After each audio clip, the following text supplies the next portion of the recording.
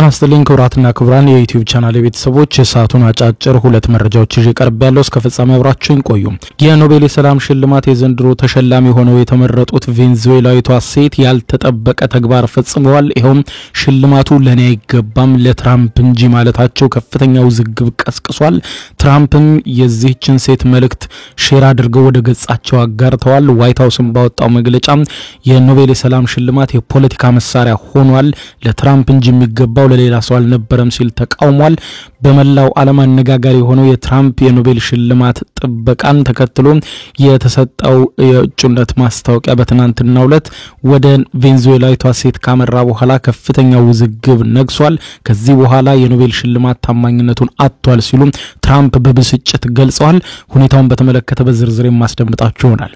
በሌላ በኩል ክቡራን አድማጮች በኢትዮጵያ አዲስ ሕግ ወጥቷል። ይሄም ከዚህ በኋላ የተፈጥሮ ጋዝ የሚጠቀሙ ከባድ መኪኖችን ከቀረጥ ነፃ ሆነው ወደ ሀገር እንዲገቡ መፈቀዱ ተሰምቷል። ይህንን በተመለከተም አዲስ መረጃ አስደምጣችኋለሁ። እስከ ፍጻሜ ቆዩ። ዝርዝር መረጃውን አድምጡ ግብዣዬ ነው። ወደ መረጃዎቹ አለፍኩ። አብረን እንከታተለው።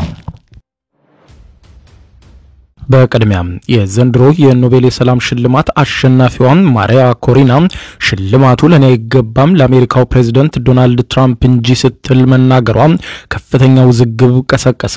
ሽልማቱ ለትራምፕ ይገባል ያለው የአሜሪካው ነጩ ቤተ መንግስት ዋይት ሃውስ የሽልማቱን መራጭ ኮሚቴዎችን ተቸ።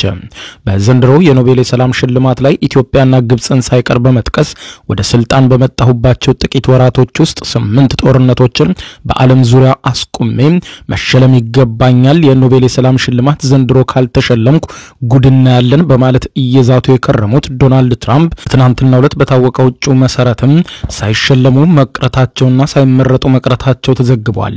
የዓመቱን የሰላም ዘርፍ ሽልማት በቬንዙዌላ መንግስትን በመቃወምና ለነጻነት በመታገል የሚታወቁት ማሪያ ኮሪና አሸናፊ መሆናቸውን ያስታወቀው ፖለቲኮ ምንም እንኳን ፕሬዝዳንት ትራምፕና ዋይት ሃውስ ውሳኔውን በእጅጉ ተቃውሞታል ብሏል። ቬንዙዌላዊቷ ተሸላሚ ማሪያ ግን ሽልማቱ ለነጻነታቸው እየታገሉና በስቃይ ላይ ለሚገኙ የቬንዙዌላ ዜጎች እንዲሁም ለዲሞክራሲ ወዳጁና ለአጋዣችን ለፕሬዝዳንት ዶናልድ ትራምፕ መታሰቢያ ይሁንልኝ፣ ለኔ አይገባም ለትራምፕ እንጂ ሽልማቱ ሲሉ አስተያየት ሰጥተዋል። የሰላም ሽልማት አሸናፊዋ ማሪያ ሽልማቱን ቆራጥና ወሳኝ ድጋፍ ላደረጉልን ፕሬዝዳንት ዶናልድ ትራምፕ ይሁንልኝ ባሉበት መልእክታቸው በቬንዙዌላ ለድል ተቃርበናል ሲሉ በመንግስት ላይ የተነሳውን ተቃውሞና ትግል ተጠናክሮ መቀጠሉን በመጠቆም ዛሬ ከመንግስቱም በላይ ለፕሬዝዳንት ትራምፕና ለዩናይትድ ስቴትስ ህዝቦች የላቲን አሜሪካ ህዝቦች እንዲሁም የዓለም ዲሞክራሲያዊ መንግስታት በሆኑ አጋሮቻችን ድጋፍ እንተማመናለን ሲሉ የሽልማት በቬንዙዌላ ህዝብና ለፕሬዝዳንት ትራምፕ ለሰጡን ቆራጥ የዓላማ ድጋፍ ሰጥቻለሁ፣ ለኔ አይገባም ማለታቸውን የጠቆመው ዘገባው የትራምፕ አስተዳደር በስልጣን ላይ ካለው የቬንዙዌላ መንግስት ጋር ውጥረት ውስጥ እንደሚገኝና የአሜሪካ ባህር ኃይልም ከአደንዛዥ እጽ ዝውውርና ከሽብር እንቅስቃሴ ጋር ግንኙነት አላቸው በሚል የቬንዙዌላ መርከቦች ላይ ተደጋጋሚ ጥቃት እየፈጸመ በርካታ ቁጥር ያለው የአሜሪካ ባህር ኃይልም በቬንዙዌላ ባህር ዳርቻ ቆሞ ከፍተኛ የሆነ ውጥረት ነግሶ እንዳለ ይታወቃል። ለሁለተኛ ዙር ፕሬዝዳንትነት ተመርጠው ዋይት ሃውስ የገቡት ዶናልድ ትራምፕ ከዚህ ቀደም የኖቤል የሰላም ሽልማት ያገኙትን የቀድሞ የአሜሪካ ፕሬዝዳንት ባራክ ኦባማን በመጥቀስ ኦባማ ወደ ስልጣን በመጣም በወራት ጊዜ ውስጥ ሽልማቱን አግኝቷል፣ ነገር ግን ከባይደን ቀጥሎ መጥፎ መሪ ነበረ ሲሉ እሳቸው ግን በፕሬዝዳንትነት ዘመናቸው በዓለም ዙሪያ ግጭቶችን እንዳስቆሙ በመግለጽ ሽልማቱን ለወራት ሲመኙ መቆየታቸውን የጠቆመው ዘገባው እሳቸውን ብቻ ሳይሆኑ በዚህ ሳምንት መጀመሪያ ላይ በእስራኤልና ሐማስ መካከል የተኩስ አቁም ስምምነት እንዲደረስ ካደረጉ በኋላ በርካታ የዓለም መሪዎች ትራምፕ ሽልማቱን እንደሚገባቸው ቢገልጹም ሽልማቱ ግን ወደ ቬንዙዌላዊቷ ማሪያ መሄዱ ተጠቁሟል።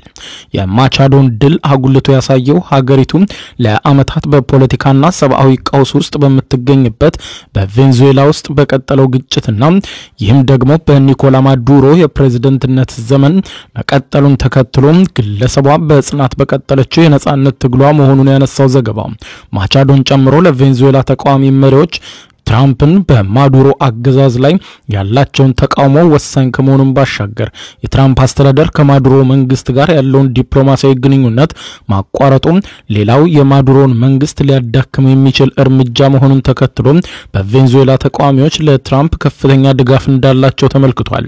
የኖቤል የሰላም ሽልማት ለወራት ሲጠባበቁ የነበሩት ትራምፕ ማቻዶ ሽልማቱ ለእርሳቸው እንዲሆን በሚል የሰጡትን እውቅና ወደ ራሳቸው ማህበራዊ ሚዲያ ትሩዝ ሶሻል ወስደው ያጋሩት ሲሆን ነገር ግን በመልእክታቸው ላይ አስተያየት አለመስጠታቸውን ያነሳው ዘገባው የዋይት ሃውስ አመራሮች ግን ሽልማቱን ለፕሬዝዳንት ትራምፕ አለመሰጠቱን በይፋ ተቃውመዋል። ከዚህ ጋር ተያይዞ ዋይት ሃውስ ባወጣው መግለጫ የኖቤል ኮሚቴ የሰላም ሽልማቱን ከዩናይትድ ስቴትስ ፕሬዝዳንት ዶናልድ ትራምፕ ይልቅ ለቬንዙዌላ የዲሞክራሲ ታጋይ በመሸለሙ ከሰላም ይልቅ ፖለቲካን ትኩረት አድርጓል ሲሉ መውቀሱን ቢቢሲ በዘገባው ያስታወቀ ሲሆን በትናንትናው ዕለትም ኮሚቴው ማሪያ ኮሪና ማቻዶ ለቬንዙዌላ ህዝቦች ዲሞክራሲያዊ መብቶችን ለማስከበር ላደረጉት ያላሰለሰ ጥረት የሰላም ሽልማቱን እንደሚወስዱ ማስታወቁን አስታውሶ ለወራት በርካታ ጦርነቶችን ማስቆም ችያለሁ፣ በዚህም ደግሞ ሽልማቱ ይገባኛል ሲሉ የቆዩት ዶናልድ ትራምፕና ዋይት ሃውስ ይህንን መቃወማቸውን አስታውቋል። በመስከረም ወር ለተባበሩት መንግስታት ድርጅት ጠቅላላ ጉባኤ አድርገውት በነበረው ንግግር ጨምሮ በየጊዜው የሰላም ተሸላሚ እንደሚሆኑ ሲገልጹ የከረሙት ትራምፕ ማቻዶን በመደወል እንኳን ደሳለሽ ያሉ ሲሆን ሽልማቱ ይገባታል ማለታቸውን የዋይት ሃውስ የኮሙኒኬሽን ዳይሬክተር የሆኑት ስቲቨን ቼንግ ለቢቢሲ መናገራቸውን የጠቆመው ዘገባው ነገር ግን የኖቤል ኮሚቴ ፖለቲካን ከሰላም በላይ እንደሚያስቀምጡ አረጋግጧል ሲሉ ፕሬዝዳንት ትራምፕ በሀገራት የሰላም ስምምነቶች ማድረጋቸውን፣ ጦርነቶችን ማስቆማቸውን እንዲሁም ህይወትን ማዳንን ይቀጥላሉ ማለታቸውን ጠቅሶ ፕሬዝዳንቱ በስልጣን በቆዩባቸው 9 ወራት ብቻና በቀድሞ የስልጣን ዘመናቸው በርካታ ዓለም አቀፍ ግጭቶችን እንዳስቆሙ በመጥቀስ በጋዛ በእስራኤልና ሐማስ መካከል የተኩስ አቁም ስምምነት መደረጉን ተከትሎ ትራምፕ የሰላም ፕሬዝዳንት ናቸው ሲሉ መጥራታቸውን አመልክቷል። ምንም እንኳን ከፕሬዝዳንት ትራምፕ ጋር ዲፕሎማሲያዊ ግንኙነታቸውን ለማስቀጠል የሚፈልጉ ሀገራትን ጨምሮ አንዳንድ ሀገራት መሪዎች ፕሬዝዳንት ትራምፕ የኖቤል የሰላም ሽልማት እንደሚገባቸው ሲገልጹና የሩሲያው ፕሬዝዳንት ቭላዲሚር ፑቲን ሳይቀር ስለ ጉዳዩ ለቀረበላቸው ጥያቄ በሰጡት ምላሽ ትራምፕ ውስብስብ ግጭቶችን ለመፍታት እየሰሩ ነው በሚል እውቅና የሰጡ ቢሆንም ፕሬዝዳንት ትራምፕ ተሸላሚ አለመሆናቸውን ተከትሎ ትራምፕ በማህበራዊ ሚዲያ ትሩዝ ሶሻል ፑቲንን አመሰግናለሁ፣ ነገር ግን ሽልማቱ ተአማኒነቱን አጥቷል ከዚህ በኋላ ሲሉ መልእክታቸውን ማጋራታቸውን ያነሳው ቢቢሲ በዘገባው የኖቤል የሰላም ሽልማት እጩዎች ዝርዝር ተሰብስቦ የሚያበቃው በጥር ወር መጀመሪያ ማለትም ፕሬዝዳንት ትራምፕ ወደ ስልጣን ከመጡ ከቀናት በኋላ መሆኑን ተከትሎ ፕሬዝዳንቱ ለዚህ ዓመት እጩ ተሸላሚ ላለመብቃታቸው ምክንያት ሊሆን እንደሚችል መገለጹን ጠቅሶ በኖቤል ከሽልማቱ ጋር በተያያዘ ፕሬዝዳንት ትራምፕ የሰላም ስምምነቶችን እንዲደረሱና ግጭቶች እንዲቆሙ አድርጌያለሁ ያሉ ቢሆንም የሐማስና እስራኤል የተኩስ አቁም ስምምነት ገና በሂደት ላይ ያለ መሆኑንና የሩሲያና ዩክሬን ጦርነትም እስካሁን ድረስ ውስብስብ እንደሆነ መቀጠሉን በመጠቆም ይልቁንም ትራምፕ በድጋሚ ወደ ስልጣን ሲወጡ በርካታ የሌላ ሀገራት ዜጎችን ከሀገር በማባረር ላይ መጠመዳቸውን ተከትሎ በአሜሪካ የተለያዩ ግዛቶች ከፍተኛ ተቃውሞ እየተቀሰቀሰባቸው እንደሆነ ጠቅሷል። ምናልባትም ትራምፕ ለቀጣዩ ዓመት የሰላም ኖቤል ሽልማት ሊበቁ እንደሚችሉ የጠቀሰው መረጃው አሁን ላይ እጩ ሆነው የሚቀርቡት እስከ ታህሳስ ወር ብቻ የሚታጩት ለሚቀጥለው ዓመት የሰላም ኖቤል ሽልማት እንደሚበቁ ገልጾ ምናልባትም ከዚህ በኋላ ግጭቶቹ በወራት ውስጥ የሚያልቁ ከሆነ ለቀጣዩ የኖቤል ሽልማት ትራምፕ ሊበቁ እንደሚችሉ ተነግሯል። በመጨረሻም የተፈጥሮ ጋዝ የሚጠቀሙ ከባድ መኪኖች ከቀረጥ ነፃ ሆነው ወደ ሀገር ውስጥ እንዲገቡ በኢትዮጵያ መፈቀዱ ተሰማ።